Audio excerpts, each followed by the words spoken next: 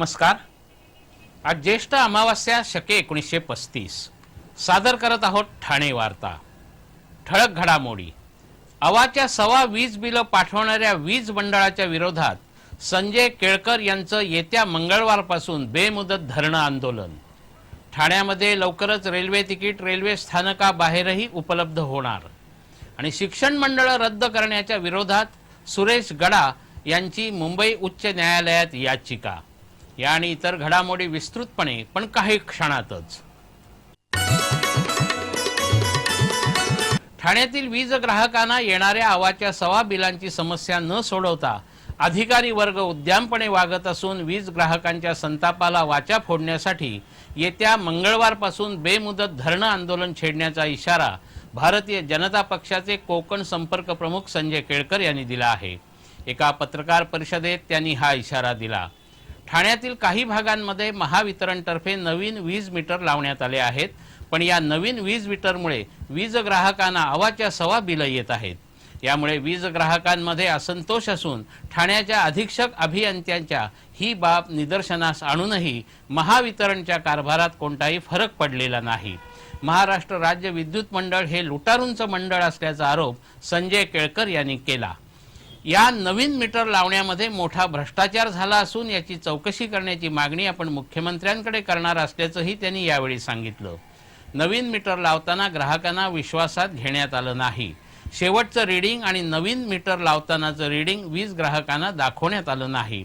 ही वीज बिलं अंदाजे पाठवण्यात आली असून 300 रुपये बिल येणाऱ्या ग्राहकाला हजारो रुपयांची बिलं पाठवण्यात आली आहेत। याबाबत महावितरणतर्फे शिबिर आयोजित करण्यात आलं होतं, पण वीज ग्राहकांना आधी बिलं भरा मगच पुढची कार्यवाही होईल, अन्यथा वीज कापली जाईल असं उद्यमपणे सुनावण्यात येत आहे। Mahavitaran switch gear, transformer, feeder, pillar, विद्युत केबल वर्षानुवर्षे बदलत नाही। पावसाळ्यात तर यामुळे जास्त त्रास होत आहे। यासाठी केंद्राकडून निधीही आला होता, मग हे पैसे गेले कुठे असा प्रश्न उपस्थित करून केळकर यांनी यामध्ये भ्रष्टाचार झाल्याचा आरोप केला। चर्चा, पत्रव्यवहार असे सर्व मार्ग अवलंबूनही महावितरणचे अधिकारी बेमुरवतखोर कारभार करत असून वीज ग्राहकांच्या संतापाला वाचा फोडण्यासाठी वीज ग्राहकांसह येत्या मंगळवारी बेमुदत धरणं आंदोलन करण्याचा इशारा संजय केळकर यांनी दिला आहे। ठाण्यामध्ये आता रेल्वे तिकिटासाठी स्टेशनला जाण्याची गरज राहणार नसून रेल्वेचे तिकीट लवकरच शहराच्या विविध भागातही उपलब्ध होणार आहे।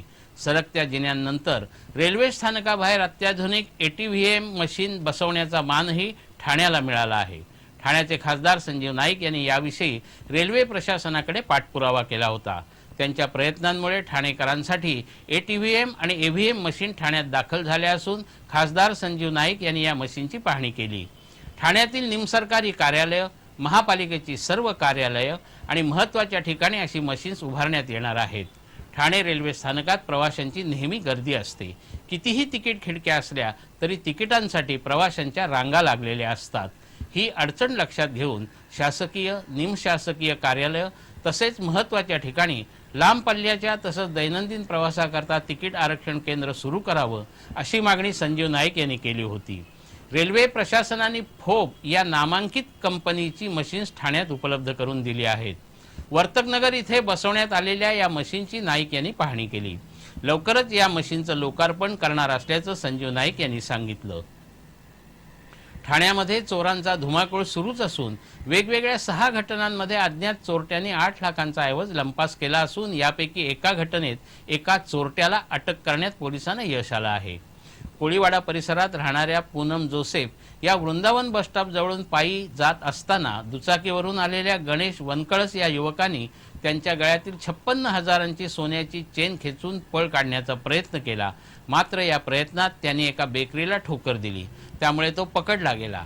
दुसऱ्या घटनेत शोभा पडवळ या सकाळी पायी चालून घरी येत असताना दुचाकीवरून आलेल्या दोघांनी त्यांना धक्का देत त्यांच्या गळ्यातील 90,000चं मंगळसूत्र खेचून पोबारा केला। खारेगाव येथे राहणारे गोपाळ पवार हे चालत असताना दुचाकीवरून आलेल्या दोघांनी त्यांच्या मानेवर फटका मारून त्यांच्या गळ्यातील 50,000ची चेन खेचून नेली। गीता सोसायटीत राहणाऱ्या शुभा तेलवणे या लालबहादूर शास्त्री मार्गावरून चालत असताना दुचाकीवरून आलेला एक जण खाली उतरला आणि त्यांच्या गळ्यातील 90,000चं मंगळसूत्र खेचून त्यांनी पुढे असलेल्या मित्राच्या दुचाकीवरून पळ काढला। तर कळव्यातील वर्षा ठिगळे या कामानिमित्त घराबाहेर गेले असताना अज्ञात चोरट्यांनी त्यांच्या घराचा दरवाजा उचकटून कपाटातील सोन्याचे 1 लाखाचे दागिने घेऊन पळ काढला। मर्चंट नेव्हीमध्ये काम करणारे अब्दुल गनी माद्रे हे रत्नागिरी इथे गेले असताना अज्ञात चोरट्यांनी त्यांच्या घराचा दरवाजा तोडून कपाटातील सोन्याचे 3,84,000चे दागिने लंपास केले। एका अल्पवयीन मुलीवर बलात्कार करण्याप्रकरणी शिवाजी राठोड या युवकास ठाण्याचे अतिरिक्त सत्र न्यायाधीश A.S. वाघबसे यांनी 7 वर्षाच्या सक्त मजुरीची शिक्षा ठोठावली आहे। ही अल्पवयीन मुलगी 5वी मध्ये शिकत होती। चालक म्हणून काम करणाऱ्या शिवाजी राठोडने 13 फेब्रुवारी 2007ला शाळेत सोडण्यासाठी जात असताना या अल्पवयीन मुलीला अलिबागला नेलं। अलिबागमध्ये बीच आणि मंदिरामध्ये भेट दिल्यानंतर तिला एका लॉजमध्ये नेऊन तिच्यावर बलात्कार केला आणि या गोष्टीची वाच्यता केली तर वडिलांचा खून करण्याची धमकी दिली। आपल्या मुलीत झालेला बदल पाहून तिच्या आईने मुलीला काय झालं आहे जाणून घेण्याचा प्रयत्न केला।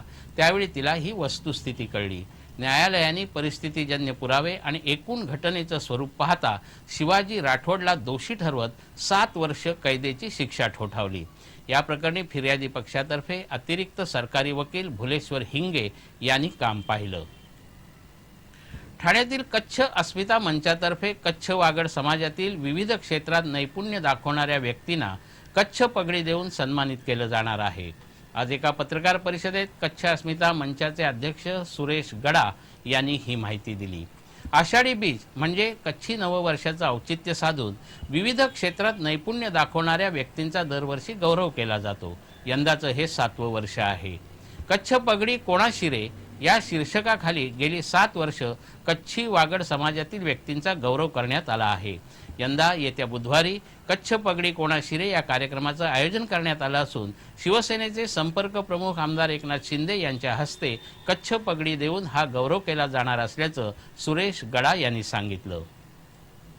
मांस निर्मितीवर बंदी घालावी या मागणीसाठी ठाण्यामध्ये वर्धमान संस्कार धाम या संस्थेतर्फे स्वाक्षरी अभियान राबवण्यात आलं। या अभियानात हजारो नागरिकांनी आपल्या स्वाक्षऱ्या करून मांस निर्यातीवर बंदी घालण्याच्या मागणीला आपला पाठिंबा दर्शवला। भारत हा कृषीप्रधान देश असून पशुधनावर शेती आणि अन्य व्यवसाय अवलंबून आहेत। मांस निर्यातीमुळे आर्थिक फायदा होत असला तरी पशुधन घटत असून त्याचा परिणाम देशाच्या अर्थव्यवस्थेवर होणार आहे। म्हणून मांस निर्यातीवर बंदी घालावी या मागणीचं निवेदन लवकरच शासनाला दिलं जाणार आहे। मुंबई महापालिका एकीकडे आपल्या ताब्यातील डबल डेकर कमी करत असताना कल्याण पाठोपाठ ठाणे परिवहन सेवाही डबल डेकर बसेस ठाण्यात आणणार आहे। ठाणे परिवहन समितीने 10 डबल डेकर बसेस घेण्याचा प्रस्ताव मंजूर केला असून यासाठी 4 कोटी रुपयांचा खर्च अपेक्षित आहे। परिवहन सेवेच्या ताफ्यात डबल डेकर बसेस दाखल झाल्यास त्या आनंदनगर ते ओवळा या मार्गावर चालवल्या जाणार आहेत। ठाणे परिवहन सेवेकडे मोठ्या प्रमाणावर बसेसची कमतरता आहे। सध्याच्या लोकसंख्येस 500हून अधिक बसेसची आवश्यकता असताना परिवहन सेवेच्या ताफ्यात निम्म्याहूनही बस नाहीत। यापैकी अनेक बसेस या नादुरुस्त असतात, त्यामुळे प्रवाशांना त्याचा फटका बसतो। यासाठी परिवहन सेवेच्या ताफ्यात 71 नवीन बसेस घेण्याच्या प्रस्तावासही समितीने मंजुरी दिली आहे। ठाण्यातील लायन्स क्लबने ठाणे महापालिकेच्या 129 शाळांमधील विद्यार्थ्यांसाठी नेत्र चिकित्सा अभियानाचं आयोजन केलं आहे। महापालिकेचे प्रभारी आयुक्त श्यामसुंदर पाटील यांच्या हस्ते या नेत्र चिकित्सा अभियानाचा शुभारंभ झाला। या नेत्र चिकित्सा अभियानात दृष्टिदोष, चष्मा वाटप, मोतीबिंदू शस्त्रक्रिया तसंच डोळ्यांशी निगडीत विविध समस्यांवर उपचार केले जाणार आहेत। महापालिका शाळांमधील 10,000हून अधिक विद्यार्थ्यांना या अभियानाचा लाभ होणार आहे। लायन्स क्लबचे अध्यक्ष शोभन दास यांनी जिल्ह्यातील इतर लायन्स क्लबच्या सहकार्याने संपूर्ण जिल्ह्यात असं नेत्र चिकित्सा अभियान राबवलं जाणार असल्याचं सांगितलं। ठाणे रेल्वे स्थानकात बसवण्यात आलेल्या सरकत्या जिन्यांना प्रवाशांचा चांगला प्रतिसाद मिळत असून सरासरी तासाला 1000हून अधिक प्रवासी या सरकत्या जिन्यांचा उपयोग करत असल्याचं दिसत आहे। मध्य रेल्वे प्रशासनाने सरकत्या जिन्यांचा किती उपयोग होतो याबाबत अलीकडेच सर्वेक्षण केलं होतं। या सर्वेक्षणात तासाला 1000हून अधिक प्रवासी या सरकत्या जिन्यांचा उपयोग करत असल्याचं दिसून आलं। सरकते जिने बसवण्याचा उद्देश यामुळे सफल झाला असून साधारणतः प्रत्येक मिनिटाला 20 प्रवासी या सरकत्या जिन्यांचा फायदा घेत असल्याचं दिसत आहे। ठाणे रेल्वे स्थानकात फलाट क्रमांक 3 आणि 4 वर हे सरकते जिने बसवण्यात आले असून फलाट क्रमांक 5 आणि 6च्या सरकत्या जिन्यांचं काम सुरू आहे। ठाण्यात सरकत्या जिन्यांना मिळालेलं यश पाहून रेल्वे प्रशासन आता विविध रेल्वे स्थानकात असे सरकते जिने उभारणार आहे. राज्यातील शिक्षण मंडळ बरखास्तीच्या विरोधात ठाणे शिक्षण मंडळाचे अध्यक्ष सुरेश गडा यांनी उच्च न्यायालयात एक याचिका दाखल केली आहे. आज एका पत्रकार परिषदेत सुरेश गडा यांनी ही माहिती दिली. केंद्र शासनाने दिलेल्या आदेशानुसार सर्व राज्यात एकाच पद्धतीचा कारभार व्हावा या दृष्टिकोनातून शिक्षण मंडळ बरखास्त करण्यात आली. मात्र ही शिक्षण मंडळ बरखास्त करताना विधानसभेची मान्यताही घेण्यात आली नाही. हा राजकीय पक्षांच्या कार्यकर्त्यांवर अन्याय असल्याचं गडा यांचं म्हणणं आहे. इतर विविध राजकीय पक्षांच्या नेत्यांनीही हा निर्णय चुकीचा असल्याचं म्हटलं असल्याचंही गडा यांनी सांगितलं. शासनाने प्रथम चर्चा करावी आणि मगच निर्णय घ्यावा असं गडा यांचं म्हणणं आहे. शासनानं हा अन्यायकारक अध्यादेश रद्द करावा आणि शिक्षण मंडळच कायम ठेवावं अशी मागणी याचिकेत करण्यात आली असल्याचं गडा यांनी सांगितलं.